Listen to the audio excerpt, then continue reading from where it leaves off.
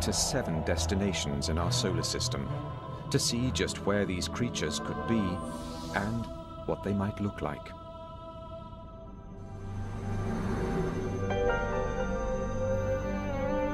These exotic lands are unimaginably harsh.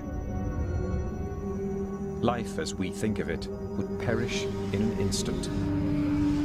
But alien life may be far tougher than we expect, as we're learning from a surprising group of living things right here on Earth. Until just a few decades ago, we were sure our planet was unique. It is the only one we've found so far that has nurtured the evolution of millions of species. Thanks to its abundant sunshine, warm water, and protective atmosphere. We logically concluded that life needed each of those things, a conclusion that ruled out all other known worlds in our solar system. But then, biologists began combing some of the Earth's darkest and coldest places. And to their surprise, they found living, breathing creatures. Biologists call these organisms extremophiles. Some don't need light or oxygen. Others survive in tremendous atmospheric pressure. It seems life can turn up practically anywhere. Take Antarctica. After years of searching this arid, frozen landscape, scientists doubted they'd find anything alive. But in 1999, a team of explorers unearthed a rock from 6 feet under the ice. What they found amazed them. When they cracked the rock open, they found it teeming with tiny creatures. Here, at temperatures of 68 degrees below zero and 6 feet under solid ice, life had found a foothold. Biologists have been increasingly discovering life, not kangaroos, but, simpler forms of life that live at very cold temperatures, very high temperatures, very great pressures, even in places where there's sort of a high degree of radiation. It turns out life is able to live in a much wider variety of environments on our own planet than we used to think. And if life can survive extreme conditions, not just here at home, but elsewhere in our solar system, think of what this could mean. Unless there's something extraordinarily miraculous about our solar system or our planet, then life has got to be extremely commonplace. I mean, there's got to be large numbers of worlds with life, and some of them would have cooked up intelligent life. In the beginning, our Earth was as deadly a planet as any.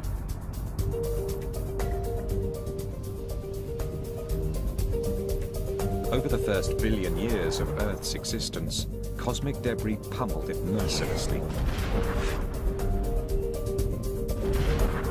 The impacts turned its surface into a broiling, seething inferno where life was impossible. But once the solar system settled down and the Earth began to cool, water appeared, setting the stage for life. In 1953, researcher Stanley Miller proved in a lab experiment just how easily life on Earth got its start. He combined water with hydrogen, methane, and ammonia, components of the Earth's early atmosphere. Then he zapped his solution with an electric charge to simulate lightning. His results shocked the world. Miller had created organic molecules called amino acids, the protein building blocks of all living things. If lightning helped jumpstart life on Earth, could it have done the same on other planets? Galactic probes have now found the ingredients in Miller's experiment throughout our solar system, including one essential to life. One of the requirements that every form of life that we know about on Earth has, every single one, is liquid water. We've used evidence for liquid water to kind of guide our search for habitable environments.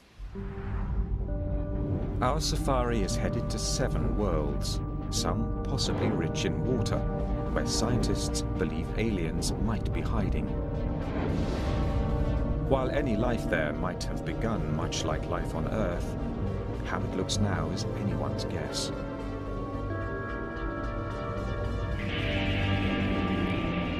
We begin in the world that has always fired our imaginations, the planet right next door, Mars. Of all the planets where we've looked for life, it's the one we've studied most. The scientist who may get the first look at Martians, if they're found, is Steve Squyres, principal investigator for NASA's Mars rovers. Mars has always had, among all the planets, I think, a special fascination for humans. For a very long time, we've known enough about Mars to know that it is probably the most Earth-like. It may be the most like Earth, with an atmosphere and seasons, but we humans would perish quickly on Mars. Its air is thin, 40 times thinner than the air at the top of Mount Everest. And it sits in a bad neighborhood of our solar system, near an asteroid belt. Its atmosphere is too flimsy to protect it. Asteroids continually bombard its surface. Violent winds can whip Mars's sandy soil into storms that consume the entire planet for weeks and spawn tornadoes 8 kilometers high. Midday temperatures at the equator of 1 degree Celsius fall to -70 at night.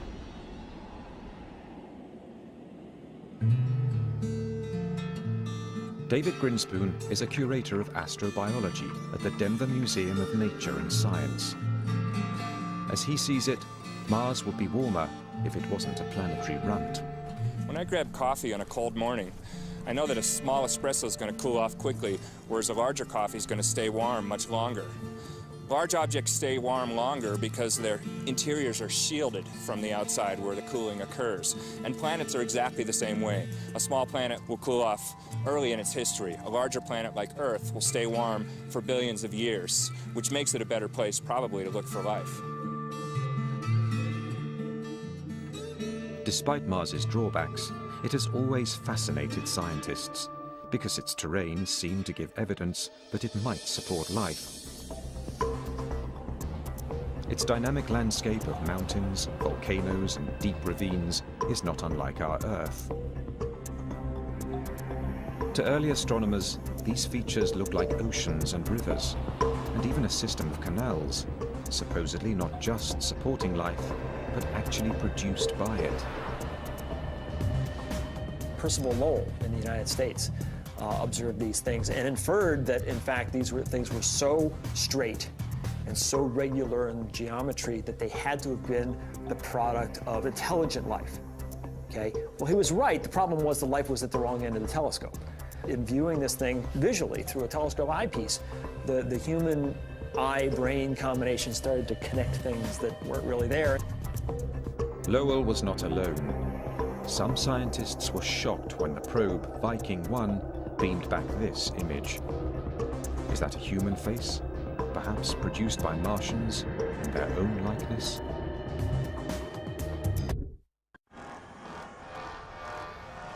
Until recently, we've never really known where to look in our solar system for extraterrestrial life. But we've always known what the aliens would be like once we found them. Consciousness. I was on a table.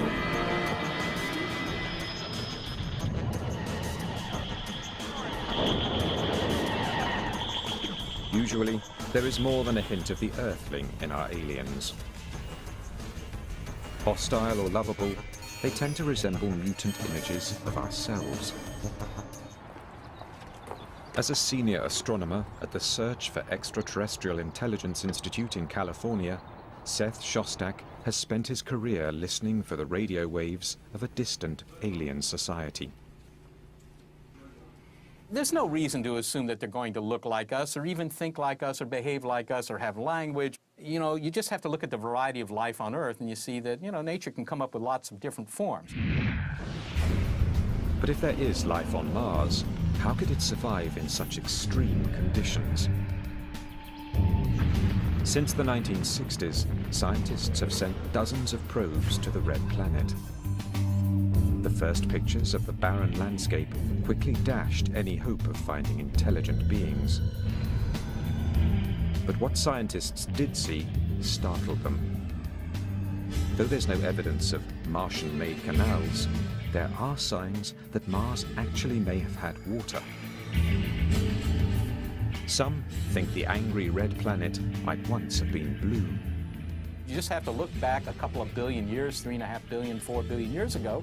Mars had a thicker atmosphere, had water on its surface clearly. Maybe it developed life. And as it slowly went bad, you know, the life had to adapt. Life may have adapted, not died off, because some liquid water may still exist underground.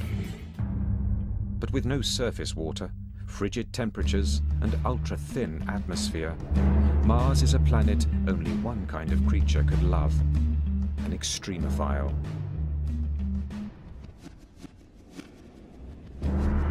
Extremophiles thrive in the cruelest of places.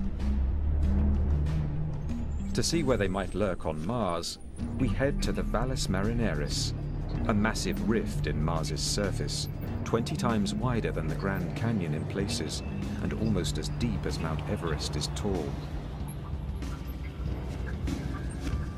Lakes may have once flooded this valley, and those lakes could have hosted life. As the water dried up, life could have evolved to cope with the harsher environment. We won't know what these extremophiles are like until we find them. But they may resemble creatures that exist in extreme places right here on Earth. An unusual team of biologists, called astrobiologists, study Earth for the kinds of life we may find in outer space. Astrobiologist Rocco Mancinelli is on the hunt for Mars's extremophiles. If it went beneath the surface, and some of it undoubtedly did, then what happened to it? Well, it formed brine pockets. So what kind of organism can live in a salty brine? A salt-loving organism.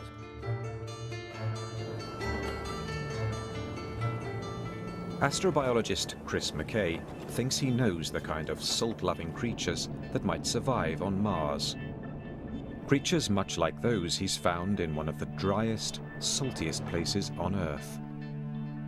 The fundamental challenge to life on Mars is, in a sense, the fundamental challenge of life here in Death Valley. It's dryness. That is the hardest thing for life to adapt to.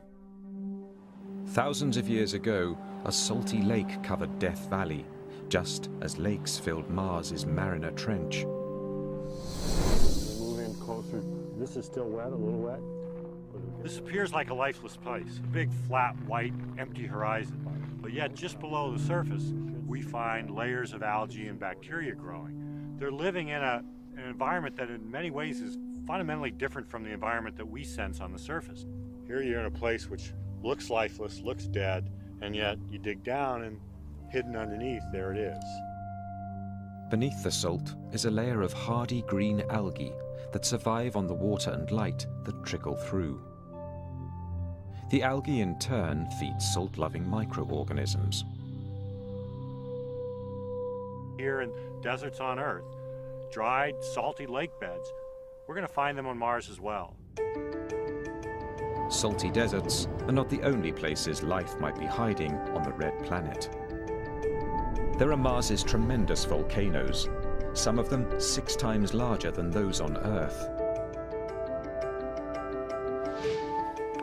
Astrobiologist Penny Boston studies the caves, called lava tubes, left over after volcanic lava has dissipated. Not long ago, we assumed caves like these were devoid of life. They get no sunlight, and no sunlight means no photosynthesis. But in lava tubes outside Albuquerque, New Mexico, Boston has found evidence of extreme life. Because we know Mars has many, many lava tubes. And so here we have the opportunity to see how these formed and also to look at the life that inhabits them.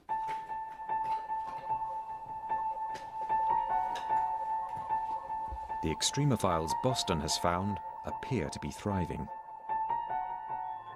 They get their energy by feeding on the minerals in the cave wall. So here we're up close to the wall, and you can see these white patches here growing against the black basalt. And each one of these is like a major city for these little guys. And they're all nestled in these little pockets in the basalt. And so these guys are permanently adapted to these freezing temperatures. They never see any light, and they get what they can find in the environment. Are there creatures like these in the caves below Mars's volcano fields? Boston thinks so. We are going to find life, and I just hope that I live a long and healthy life so that I can still be around to see that. We may already have had our first glimpse of Martians, not from our visit to their planet, but from their visit to ours. 16 million years ago, an asteroid slammed into Mars and propelled a 2-kilogram rock into space.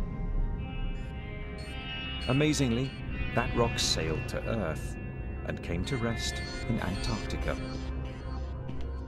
Inside, NASA scientist David McKay and Everett Gibson were amazed to spot the outlines of fossils. Water has carved small tunnels in the rock.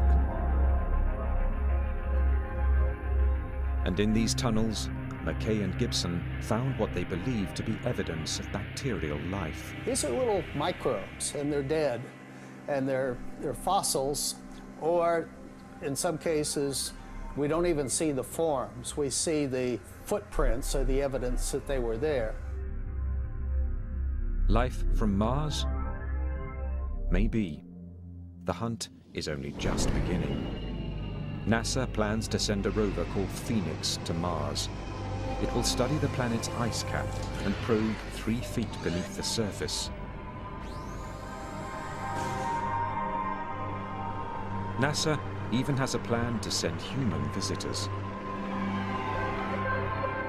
They may not meet the little green men of our imaginations, but they could encounter life in some form. What will it look like? It is likely to be a subterranean dweller with an ability to survive on little water. Perhaps an organism with a taste for minerals, like the creatures in the lava tubes of New Mexico. Even the smallest find would have enormous implications. Proof that life is not unique to Earth, but exists just next door.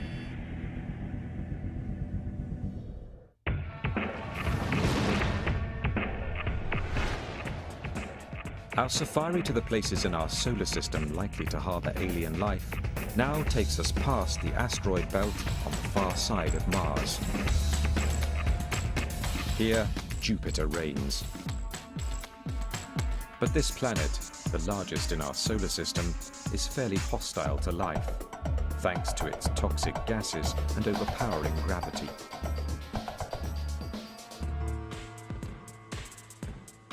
Not only is it pretty cold out at Jupiter, it's also, it's got this really thick atmosphere, tens of thousands of miles thick, and it's got ammonia and methane and, things used to clean the bathroom.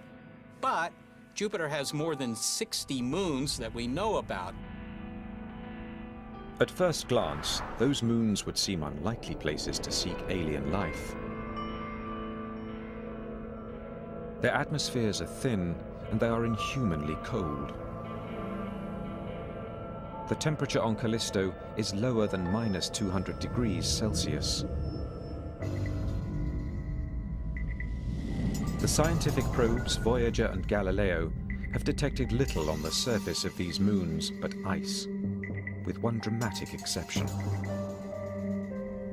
Io is one of the closest moons to Jupiter. When NASA sent Voyager 1 to Io in 1979, astronomers were astonished to find its surface roiling with giant volcanoes. Io is the most volcanically active place in the solar system, just spewing volcanic material from its surface all the time.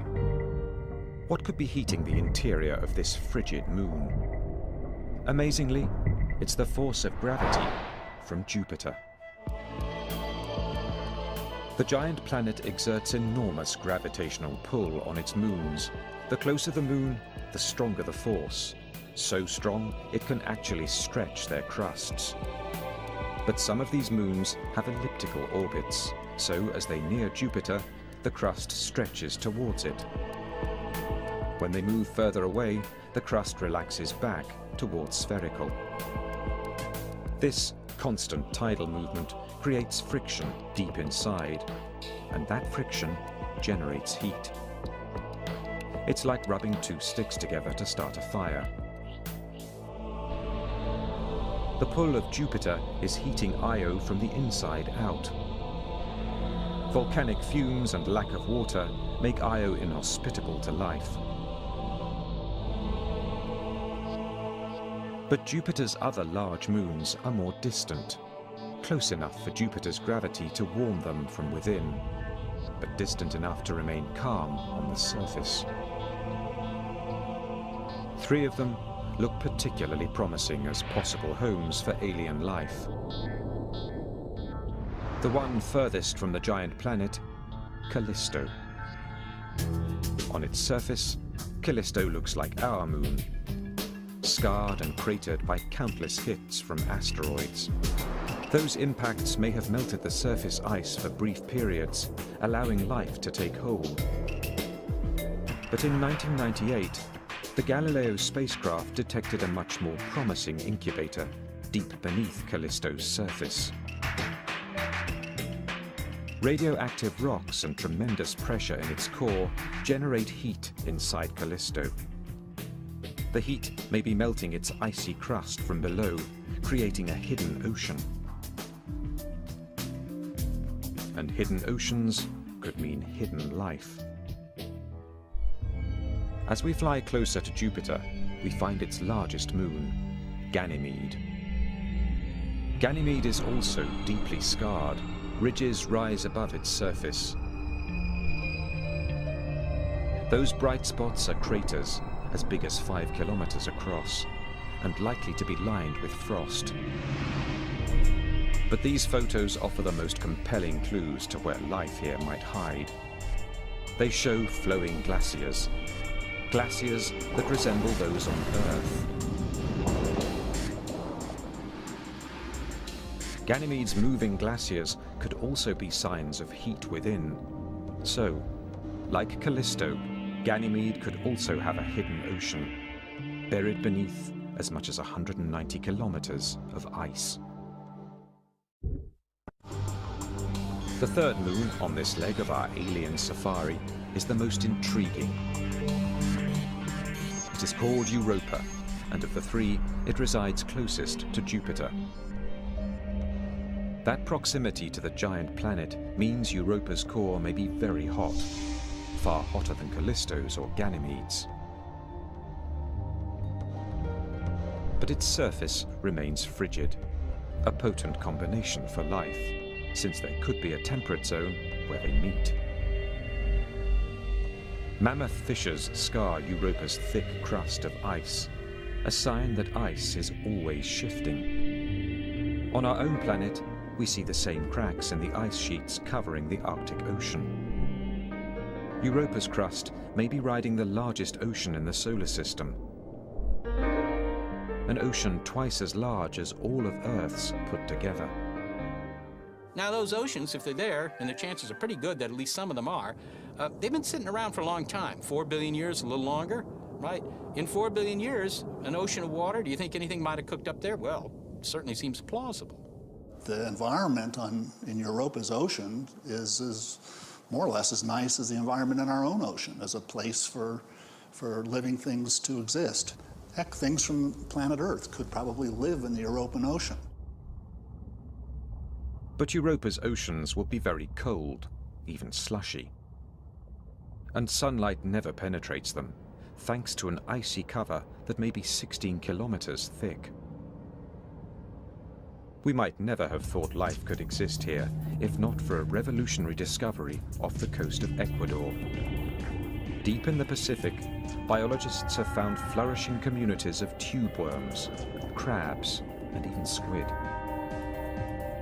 These creatures are thriving despite complete darkness, extreme cold, and the pressure of the deep ocean.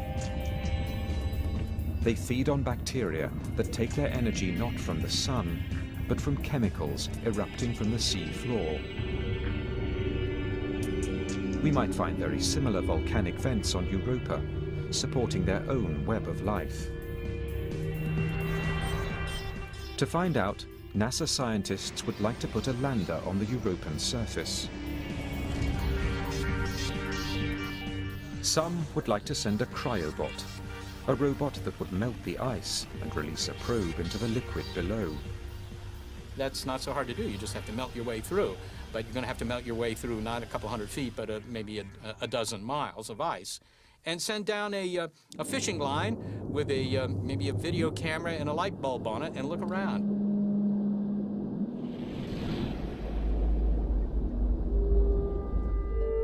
In all that water, we can't rule out the possibility that very simple life forms have evolved further.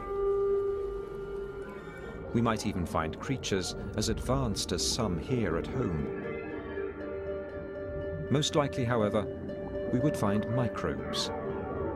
But even that would be a sea change in how we view the birth and growth of life. Europa was warm. What if the place is one of the coldest known? Or if its lakes flow with toxic chemicals instead of water? These are the worlds we find as our safari continues even deeper into space. As our safari in search of alien life sweeps by the ringed planet, Saturn, we can see the violently swirling gases that choke its atmosphere. We can also feel Saturn's gravity, weaker than Jupiter's, but still formidable. We'll keep moving. We're not likely to find living things here. Saturn's rings are also extremely inhospitable. They're made of rock and ice, as small as a grain of sugar or as big as a house. But Saturn has many moons, 56 that we've spotted so far.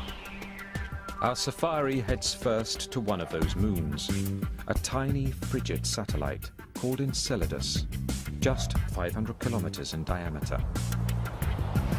Here, gravity is very weak, a fraction of that on Earth. And Enceladus has hardly any atmosphere. It reflects back into space almost all the sunlight that hits it, making it the shiniest object in our solar system. Until very recently, we also thought Enceladus was too cold to support life. It appears we were wrong.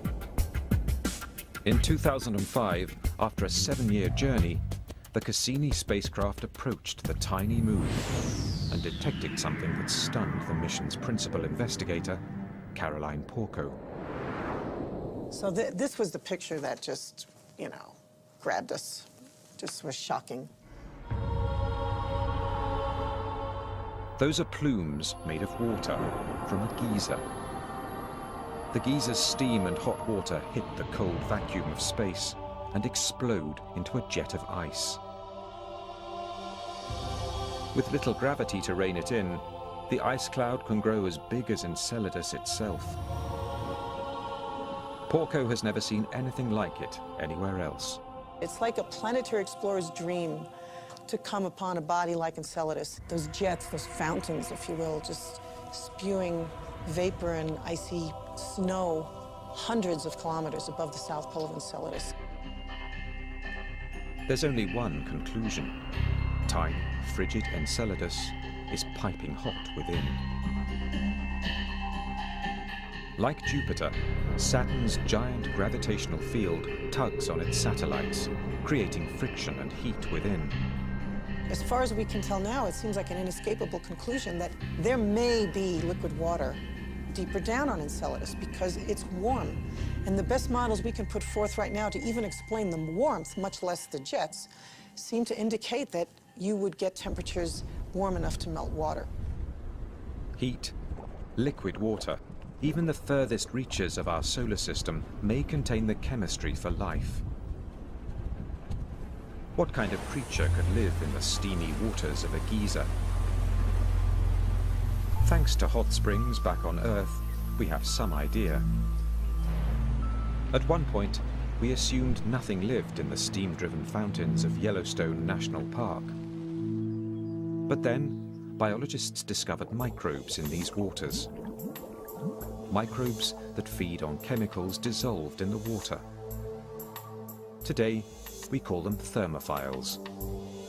The hardiest can thrive in boiling water. Could there be thermophiles on Enceladus? To find out, our safari takes us in for a close-up of this extraterrestrial Old Faithful. It's too cold for anything to live near the surface, but temperatures there are minus 165 degrees Celsius. But what about the hot water inside? In the ice plume above Enceladus, Cassini's probes have found carbon dioxide and methane, chemicals that could feed life below. Just as the chemical-laden springs of Yellowstone feed microbes living there. We have a body that very, very likely has liquid water in its interior, has shown us already it's got simple organic compounds, and you know, a whole host of things that make it, I think, a major body of astrobiological interest in our solar system. If Enceladus has been a shock, astronomers have been astounded by another of Saturn's moons, Titan. It may be the unlikeliest to harbor life. Titan gets only a limited amount of sunlight, about 1,000th as much as Earth. Probes sent to Titan have detected ice, but no liquid water. And at temperatures of minus 138 degrees Celsius, that ice is hard as stone. What could possibly make Titan a promising environment for alien life? Remarkably, Titan in many ways resembles the Earth, but not the one we know now. Titan has turned out to be the body fantastic in the Saturn system, which is long suspected of having an environment at the surface, not only similar to the kind of environment we find here on Earth, even, believe it or not, similar to the kind of environment we had on Earth before the emergence of life. Titan intrigued Carolyn Porco's team so much, they directed the Cassini spacecraft to send a probe there in 2005. It was the most distant surface mission ever conducted. The probe saw just ridges and plains. But a later flyover by Cassini spotted a shoreline. Soon, thousands of lakes came into view, at least one bigger than the Great Lakes of North America.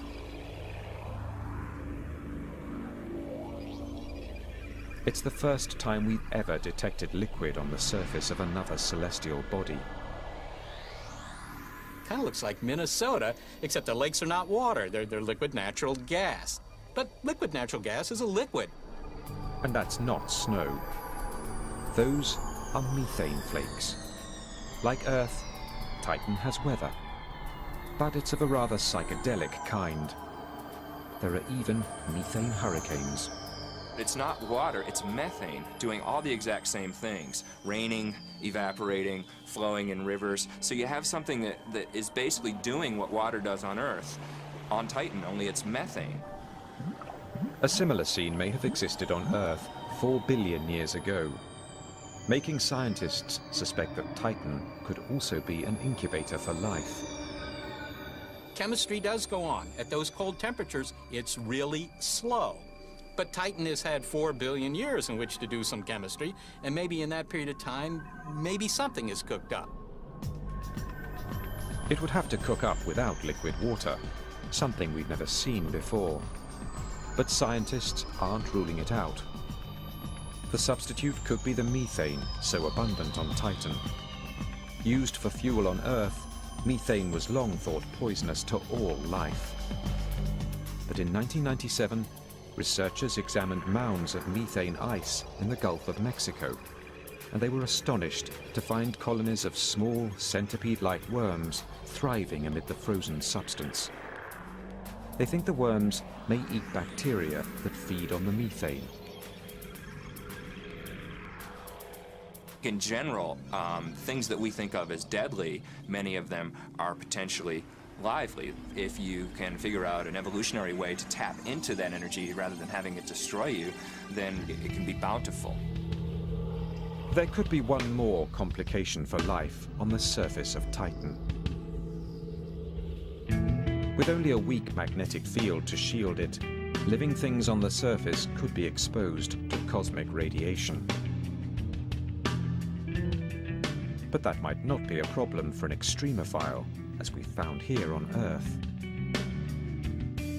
Biologists have uncovered plenty of life near Chernobyl's contaminated nuclear reactor, and even swimming in toxic radioactive spills, actually feeding off the decaying molecules.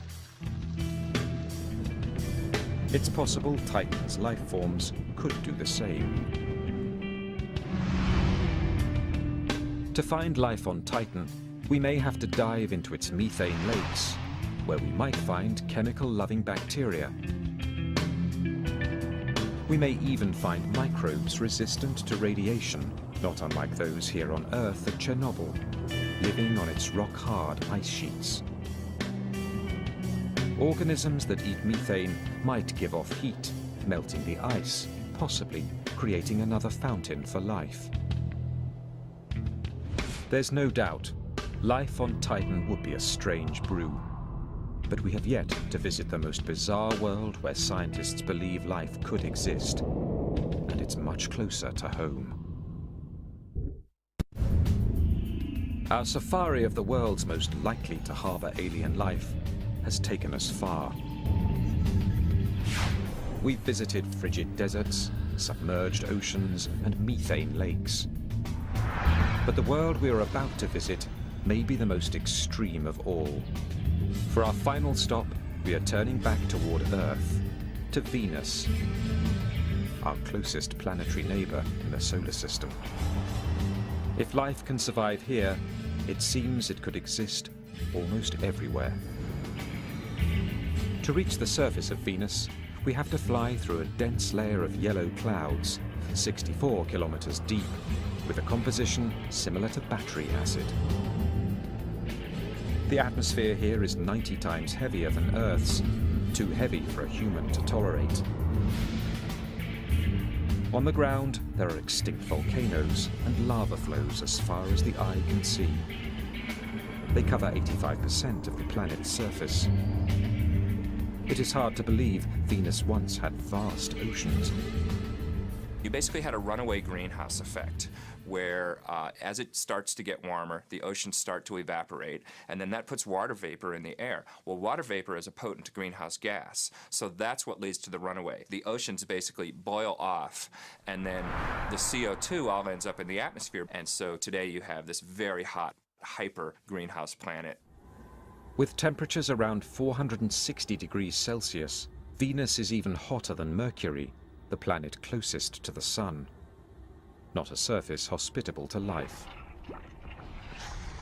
Life, as we know it, cannot exist on the surface of Venus because organic molecules would just be ripped to shreds by the hot gases. But we've stopped here, not because of what's on the ground, but what's in the air. In 1982, the Soviet spacecraft Venera 14 visited Venus. In the clouds, 50 kilometers up, it detected temperatures much cooler than on the surface. What's more, it found the molecules so critical for life, H2O. So far, every bit of water we've found beyond Earth is frozen solid. Only in the clouds above Venus have we found it in vapor form, a possible incubator for life. But Venus's clouds are also filled with highly acidic sulfur. Once, we thought nothing could live in sulfur. But scientists have analyzed some of the most acidic water on Earth, leaching from a California mine. Watch your head, In sulfuric acid strong enough to erode metal, eat through clothing, and dissolve human flesh, they found life. Acid-loving extremophiles. These organisms feed on sulfur compounds, like iron sulfide, eating the iron and emitting the highly acidic sulfur. Do extremophiles like these float above Venus? Astrobiologist David Grinspoon likes to think it's possible. Maybe in the clouds of Venus there are some sulfur-based organisms. Sulfur actually absorbs ultraviolet light in interesting ways, and I'm just imagining that there's maybe some kind of photochemical reaction going on where ultraviolet light is actually being used to convert chemicals into some higher energy state, which then is basically being eaten. What will these aliens be like if we do find them? They would have to tolerate high temperatures and enormous atmospheric pressure. They would also need to thrive in acid concentrations deadly to most life forms. Perhaps they might resemble a hardier version of the acid-resistant extremophiles in California's mine. We keep finding that life lives in places that we used to think were inhospitable. So whenever we say, oh, it's impossible, you couldn't have life in the clouds of Venus, I think we have to be very careful because they might just reflect our own ignorance or our limitations on our own imagination, and maybe not real limitations on the ultimate creativity of nature, which seems to find solutions to these problems. As our safari returns to the cool, blue, lush and lively world of Earth, we can see why we so revere its life-sustaining gifts. But, as we are learning, even the most extreme environments can harbor living things. Extremophiles may resemble the first version of life in our universe, and they could even be the most common. Could they have evolved further from these humble beginnings? Could intelligent life be out there as well? For more than 40 years, scientists at the Search for Extraterrestrial Intelligence Institute in California have been searching the skies for answers to that question. Astronomer Seth Shostak believes he'll know the sound of alien life when he hears it. We have a couple of observing projects to try and find signals. The biggest one are our radio searches, and that's where we use big arrays of antennas, and we point these antennas at nearby star systems that we think, well, this is the kind of star that might have a planet that might be something like Earth. We point in those directions, hoping to pick up a signal that would tell us that somebody there is clever enough to build a radio transmitter. It's a safari that never leaves home. Astronomers have also recently captured enough light from planets in distant solar systems to deduce their chemical makeup. They have found elements that may help form RNA, one of the building blocks of life here on Earth. And 20 light-years away, in the constellation Libra, a team of European astronomers has found a planet that could be warm enough to have liquid water on its surface, just like Earth. Meanwhile, headed to the furthest reaches of our galaxy are 4 spacecraft launched in the 1970s. Aboard 2 of them is a map of our solar system and the image of a man and a woman. 2 others carry a sample of uranium, whose rate of decay would date the probe, regardless of language. The 2 are also carrying what could be the most universal message of all, a recording that includes a composition by Bach. Just don't expect news anytime soon. These intergalactic postcards from the Earth will take 80,000 years to reach the nearest star. Our search for life beyond Earth has only just begun. There are billions of planets yet to be explored. every one of them holds the tantalizing possibility of life. Even intelligent life. Just in the face of this enormity, the idea that we're the only game in town, it just doesn't seem reasonable. I think the question of whether we're alone is profoundly important for human beings in general. If you're aware, you really have to ask that question. Somewhere in a galaxy known or unknown, something or someone could be looking out into space, peering at the Milky Way and wondering, is there life out there?